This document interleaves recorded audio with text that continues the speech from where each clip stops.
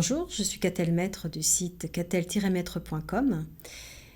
Je voudrais aborder aujourd'hui le sujet des jus de légumes. En sortant de l'hiver, bien souvent, au printemps et l'été, on a envie de se faire du bien au corps, on a envie de se libérer des toxines. Et c'est vrai qu'un des grands moyens pour chasser l'acidité du corps, notamment, c'est de boire, ou plutôt j'ai envie de dire de manger, des jus de légumes. Mais il y a jus de légumes et jus de légumes.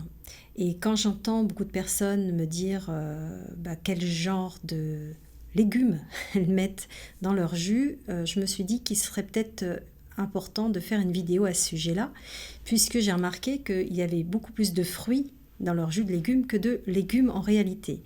Tout simplement parce qu'on a peur du goût, l'amertume de certains légumes, surtout quand c'est des jus verts. Et c'est vrai que plus le jus de légumes est vert, plus il va être efficace contre l'acidité accumulée dans votre organisme. Par contre, il y a des moyens autres aussi que le sucre et donc des fruits pour essayer de créer une balance entre l'amertume et trouver un goût qui soit agréable. Parce qu'évidemment, un jus de légumes doit avant tout être agréable. C'est un repas, c'est un complément au repas en fait. Il ne remplace pas un repas. Il y a certaines personnes qui le font remplacer un repas parce qu'ils n'ont pas le choix. Mais on peut très bien l'utiliser comme un complément qui va apporter des nutriments que notre corps ne pourrait pas être en mesure d'absorber à un tel niveau avec les aliments que l'on mâche et que l'on consomme régulièrement. Alors, la première chose quand on fait un jus de légumes, c'est évidemment les ingrédients. Dans les ingrédients, il faudrait qu'il y ait un minimum de fruits par exemple, pour 3 légumes, vous pouvez mettre un fruit. Et un fruit pas trop sucré. Donc c'est vrai que souvent on trouve la pomme. L'orange, je suis moins fan, tout simplement parce que l'orange est très acide. Donc c'est dommage, même si ça donne un goût sympathique, c'est dommage d'apporter cette acidité dans le jus de légumes. Il vaut mieux, à la limite, puisqu'on parle d'acidité, mettre du citron ou du pamplemousse dans le jus de légumes pour justement apporter cette petite touche sympathique. Quand vous mettez des légumes, vous pouvez aussi mettre bien sûr des aromates, une toute petite pincée. Ça peut être un peu de persil frais, un peu de basilic, juste pour la teneur en vitamine C notamment et d'autres vitamines qui sont riches. Vous pouvez mettre par exemple un petit peu de gingembre frais, un petit peu de curcuma frais si vous avez des problèmes soit digestifs, soit inflammatoires. Et puis, ce qu'il ne faut pas oublier, c'est que dans ces aliments, bien souvent dans ces légumes, il y a de la vitamine D, mais qui ne peut pas être assimilée s'il n'y a pas une graisse qui accompagne.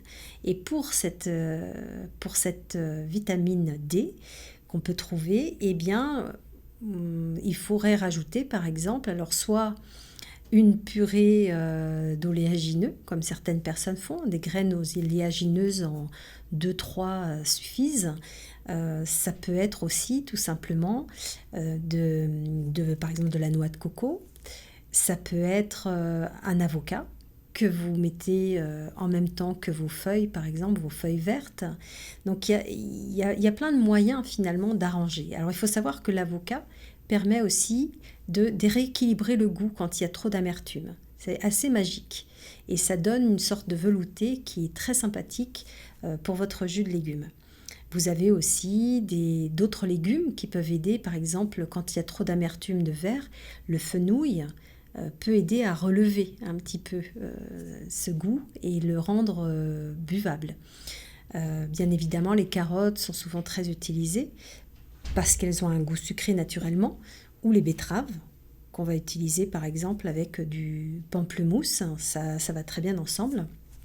Il y a plein de combinaisons comme ça, mais c'est justement ce qui permet de développer sa créativité et je vous invite justement à développer votre créativité. Donc une fois que le jus de légumes est fait, donc sans trop de fruits et surtout avec des légumes, il faut penser que c'est un aliment Et ce n'est pas un jus qu'on boit comme ça à la va-vite. Ça veut dire, et ça je conseille pour les personnes qui n'ont pas l'habitude au début, de prendre une petite cuillère et de manger leur jus de légumes petit à petit. Ce qui veut dire qu'il ne faut pas en prévoir des grands verres, mais toujours commencer par un demi-verre, ce qui est largement suffisant, parce qu'il faut le temps de mâcher. Chaque bouchée, entre guillemets, ne doit pas être avalée, mais doit être mâchée. Il faut faire travailler les enzymes salivaires, les sucs digestifs qui vont permettre une prédigestion.